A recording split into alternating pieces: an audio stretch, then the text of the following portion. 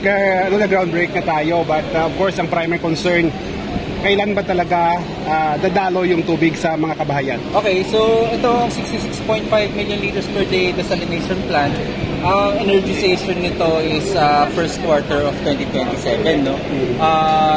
Of course, dependent kami sa mga permits. Meron yan mga national, meron yan mga local permits. So, depende kung gaano kabilis yan mag-run sa amin, mapapaaga yan kung mapaaga din yung pag-run sa amin ng permits, no? So, hopefully, mag-run sa amin yung meron kaming na-secure na ilan. Fortunately, yung sa DNR, nakuha na namin, no? Tapos, meron pa kami several national government permits. Pero, hopefully, first quarter 2027, ma-energize na natin to. So, may mga raise na ba tayo as to the price per cubic meter ng tubig? Price, wala pa. Ang gagawin natin, susunod lang tayo kay LUA approved, no? Kasi mag-a-apply si Water District, ang aming regulator, no? Sila yung mag-a-apply niyan. Pero ngayon, ang average tariff natin sa mga domestic, nasa 25 pesos. Alam natin lahat na mahal tong desalination plant. Actually, ang OPEX nito, OPEX pa lang pag-treat ng tubig, mag-range yan, 40 pesos pataas. So, syempre, ang magkagandaan nito, ang injection point, mostly commercial.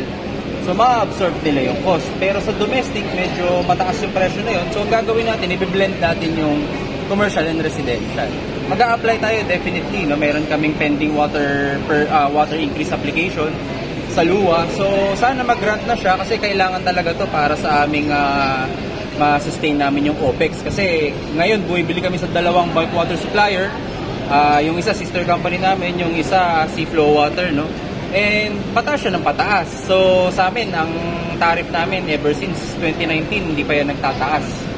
So, yan ang mga kailangan namin. Tariff increase, and of course, the permits para makuha natin itong desalination. So technically, sir, yung price natin per cubic meter from this diesel would be 40 pesos above? Yes. Hindi. Ang sa distribution, depende kung domestic or commercial, susundin lang natin yung LUA approved rates. Meaning, ang sa residential, lower yan than the 40 pesos, definitely, no? Kasi ang design naman ng tariff is subsidized ng commercial or bigger consumers sa mga domestic. Ganyan ang design ng tarifa natin. But it comes parang nasa standard niya is 40 pesos for the commercial yung price from desalination ng tubig sa ano? Hindi, yan pa lang yung OPEX to treat the water, no? Pero yung charge namin, kami yung distributor, si Metro Pacific Iloilo Water. Depende yan kung anong consumer ka. Kung domestic ka, yan, nasa 25 pesos ka lang per kubiko.